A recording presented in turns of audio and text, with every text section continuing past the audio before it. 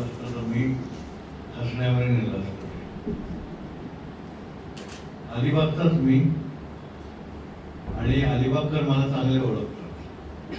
मी कुठचेही खेळ सोडले तर फारशा बाकीच्या क्षेत्रात कुठे काही विशेष चमक दाखवली नव्हती, तरी सुद्धा आज मला एवढा मोठा बहुमान मिळतोय. त्याला बहुमान का म्हणतो मी तुम्हाला सांगतो.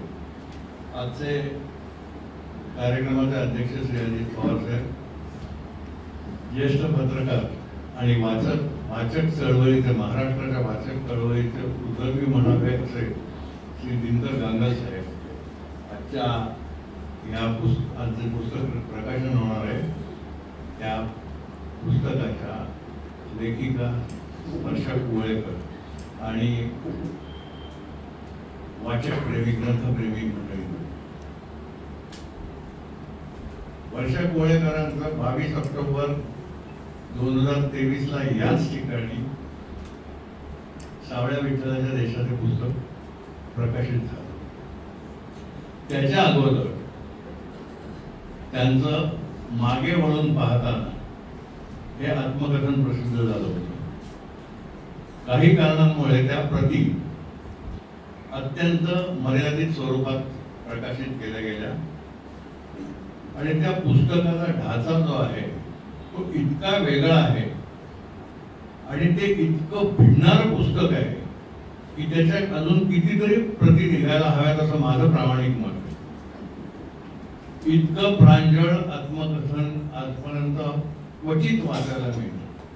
अत्यंत प्रामाणिकपणे लिहिलेलं ते पुस्तक खूप संदेश देऊन जातं की एखाद्या मध्यमवर्गीय हिंदू स्त्रीचा सोशिकपणा म्हणजे काय, आपण आपल्याकडनं जे निर्णय घेतले जातात त्याचे परिणाम आपल्याला भोगायला लागतात आणि हे करताना कोणालाही कुठलाही दोष देत आपण द्यायचा नसतो.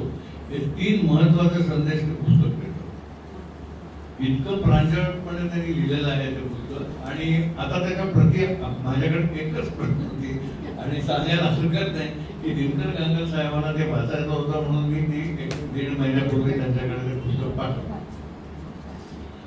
सावळ्या विठ्ठलाच्या देशात हे पुस्तक म्हणजे तुम्हाला सांगतो, आपल्याला हाताचं पोट धरून आपल्याला केनिया फिरवतो. आणि आपण ह्या पुस्तकाचे जे रिव्ह्यूज पाहिले तुम्ही तर ते असे आहेत की प्रत्येकाने हे वाक्य लिहिलं की आम्हाला तुम्ही केनियाला घेऊन गेलं. मी वर्षा कुवळेकरांना म्हटलं होतं की ह्यातलं एक तरी प्रकरण पाठ्यपुस्तकात जायला पाहिजे. आणि ते माझं विधान आज जे पुस्तक प्रकाशित होणार आहे त्यालाही लागू पडतं. त्याच्यातले काही प्रकरणं इतकी सुंदर लिहिलेली आहेत. त्यांच्या लेखनाबद्दल मी बोलतो, पण त्याच्या अगोदर मला काही उल्लेख करायचा होता. मी बहुमान का समजतो. दिनकर गांगल साहेब, मी माझ्या पोलीस सेवेमध्ये बराचसा काळ गुन्हे अन्वेषण शाखेत काढला. तिथे संवेदनशील केसेस जास्त इन्व्हेस्टिगेट करायला लागतात. मग त्याच्या मागे पत्रकारांची ये जा चालू होते. 80च्या दशकात दिनकर गांगल साहेबांचा महाराष्ट्र टाइम्स मध्ये काय दबदबा होता हे मी त्यावेळेला जाणून होतो. अत्यंत निस्पृह पत्रकार, अत्यंत ज्येष्ठ पत्रकार. आणि बऱ्याच जणांना ही कल्पना नसेल की महाराष्ट्र रविवार पुरवणी जी आहे ती लोकप्रिय करण्याचं निर्विवाद श्रेय दिनकर गांगलांकडे. 1974 साली म्हणजे बघा 51 वर्षापूर्वी त्यांनी चांगली पुस्तकं वाचकांपर्यंत पोहोचवावी म्हणून ग्रंथांची चळवळ चालू केली. आणि इतकी उत्तम पुस्तकं त्यांनी अजिबात म्हणजे त्याच्यामध्ये जीव ओतून त्या लोकांनी कामं केलं ग्रंथालयाच्या. त्याच्यात प्रमुख सल्लागार आणि आधारस्तंभ ग्रंथालयाचे ते होते. आज भौगोलिक सांस्कृतिक महाराष्ट्र लोकांना माहीत व्हावा म्हणून त्यांनी एक आगळं वेगळं अभियान हाती घेतलेलं आहे, thinkmaharashtra.com. आणि त्याचेही ते मुख्य संपादक आणि सल्लागार अजित पवार साहेब. मी त्यांच्याबद्दल वर्षा कुवळेकरांकडून प्रचंड वाचन असलेला माणूस, ग्रंथालयांचा प्रमुख जिल्ह्याच्या, म्हणजे सतत पुस्तकांच्या पुस्तकं भोवती असलेला माणूस, चोखंदळ आहेत, ते उत्तम गायक पण आहेत असं मला कळलं होतं. असा कलावंत माणूस, पूर्ण स्वतःला झोकून देऊन काम करणारा माणूस, इतक्या वरच्या प्रतीच्या इतक्या श्रेष्ठ लोकांबरोबर मी आज इथे व्यासपीठावर आहे, म्हणून मी स्वतःला भाग्यवान समजतो. पुन्हा आपण वर्षा कोळेकरांच्या पुस्तकाकडे बोलूया.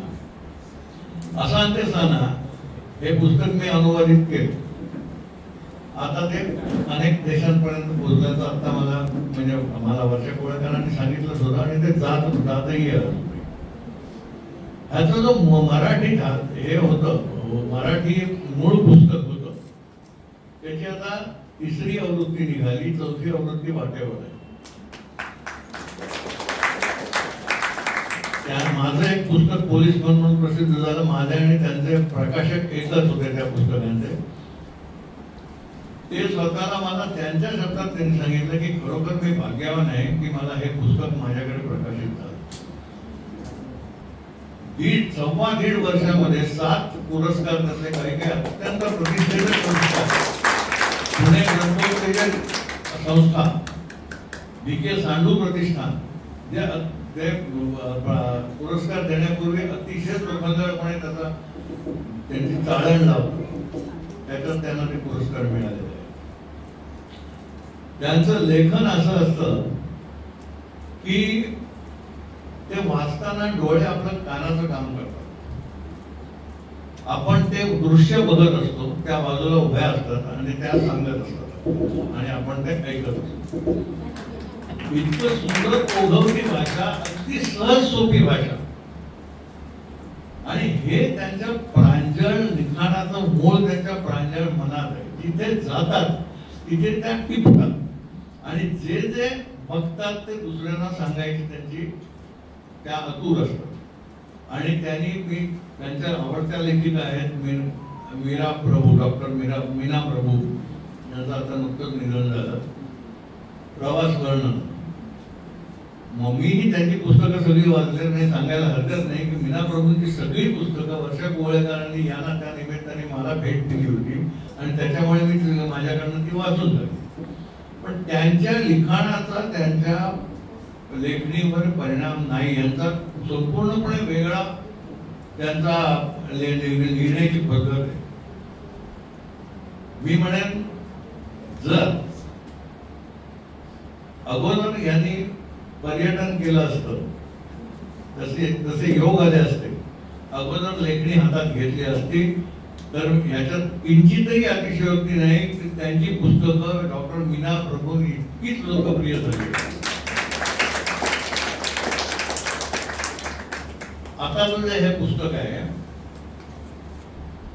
ते ललित प्रकार आहे, पण त्यांचं इतके चौफर त्यांची नजर आहे की पहिलं तुम्ही मनभावन श्रावण, पहिली गोष्ट आहे त्याच्यामधली, ती वाचल्यावर तुम्हाला ते पुस्तक जिंकतं. तुम्हाला आपोआप म्हणजे इतकं तुम्ही त्याच्यामध्ये सृष्टीचं उत्कृष्ट वर्णन, श्रावणाचं महत्व, श्रावणातले सण, एक एक एक एक एक एक इतकं सुंदर रीतीने त्यांनी लिहिलेलं आहे. आणि असे सगळे लेख त्यांचे प्रत्येक बारकावे त्याच्यामध्ये, त्यांचं वाचन अफाट आहे. आणि ते वाचन, त्यांचा वाचनाचा छंद कसा लागला त्यांनी जोपासला कसा, आणि अत्यंत प्रतिकूल परिस्थिती असताना, वेळ नसताना त्यांनी तो जोपासला कसा, हे आम्ही डोळ्यांनी पाहिलेलं आहे. आणि लहानपणापासून पुस्तकांची संलग्न कशा होत्या ते पुस्तकं म्हणून एक लेख आहे त्याच्यामध्ये. उंबरठा म्हणून त्यांचा एक लेख आहे. उंबरठा म्हणजे मर्यादा आपल्या वागणुकीतला, इतका सुंदर लेख आहे तो. उंबरठा आहे, त्याच्या मागोमाग एक आजची तरुणाई म्हणून आहे. म्हणजे किती बेबंदपणे वागतात लहान तरुण मुलं हल्ली, तिच्यात पैसा असल्यानंतर, त्यांना आर्थिक स्वातंत्र्य आल्यानंतर त्याचं उत्कृष्ट त्यांनी आत्ता चित्रपट निर्माण केलेलं आहे. आणि हे दोन्ही लेख आहेत ना, तर ते अक्षरशः आपल्या मध्यमवर्गीयांच्या विचारांचं प्रातिनिधिक स्वरूप आहे. प्रत्येकाला जे वाटतं ते त्या लेखात तुम्हाला वाचायला मिळतं. बरं असं नाही की आजची तरुणाई म्हणजे कामात गेलेली आहे वगैरे वगैरे, आमच्या पिढीच्या वेळेला आणि आताच्या पिढीत वगैरे तो सूर ह्याच्यामध्ये नाही. दुसरा एक जो लेख आहे इंटरव्ह्यू म्हणून त्यांनी लिहिलेला आहे, त्याच्यामध्ये तरुणांना, आत्ताच्या तरुणांना आत्मविश्वास किती दांडगा असतो हे पण त्यांनी त्याच्यात चित्रित केलेलं आहे. आणि गावकी साधा विषय, गावकीची मीटिंग, तिथले संवाद असले तर तसे संवाद त्या आपल्याला वाटतं आपण त्या मीटिंग मध्येच आहोत गावकीच्या. आणि ते इतकं सुंदर वर्णन केलेलं आहे त्यांनी. एक ऑप्शन म्हणून लेख आहे, तो विनोदी लेख आहे. म्हणजे विनोदाकडे पण बघून, सामाजिक जाणीवांच्या बाबतीत पण, सृष्टी निसर्गाबद्दल पण, म्हणून मी म्हणतो त्याचं लेखन अक्षरशः चौफेर आहे. आणि त्या कुठल्याही विषयामध्ये त्यांची लेखणी किंचितही कमी पडत नाही.